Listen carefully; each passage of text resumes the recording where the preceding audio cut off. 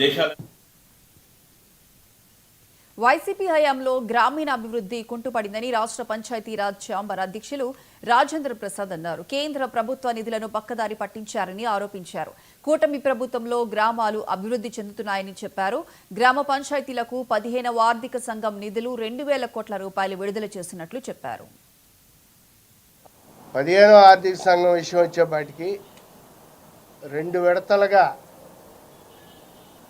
ఈ కూటమి ప్రభుత్వం వచ్చిన తర్వాత సుమారు 2,000 కోట్ల రూపాయలు మా గ్రామ పంచాయతీలకు ఇవ్వటం జరిగింది. ఇంకా 3వ విడత 1,121 కోట్ల రూపాయలు 15వ ఆర్థిక సంఘం 3వ విడత నిధులు అవి ఇంకా ఇవ్వాల్సి ఉంది. రాష్ట్ర ప్రభుత్వానికి ముఖ్యమంత్రి చంద్రబాబు నాయుడు గారికి పంచాయతీరాజ్ శాఖ మంత్రి పవన్ కళ్యాణ్ గారికి విజ్ఞప్తి చేస్తున్నాం. 15వ ఆర్థిక సంఘం నిధులు ఆ 3వ విడతవి 1,121 కోట్ల రూపాయలు తక్షణమే విడుదల చేయవలసిందిగా మేము విజ్ఞప్తి చేస్తున్నాం. మేము ఇటీవల ముఖ్యమంత్రి గారిని పవన్ కళ్యాణ్ గారిని కూడా కలవటం జరిగింది.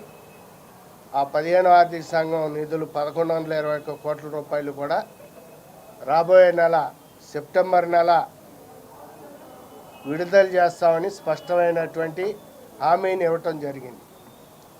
కనుక రాష్ట్రంలో ఉన్న సర్పంచులు ఎవరిలో కూడా ఆందోళన చెందన అవసరం లేదు, భయపడిన అవసరం లేదు.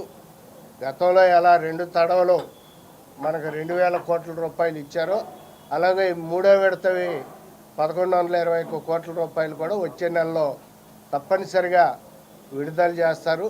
ఎవరో భయపడవద్దని చెప్పి రాష్ట్రంలోని సర్పంచులకి విజ్ఞప్తి చేస్తాం.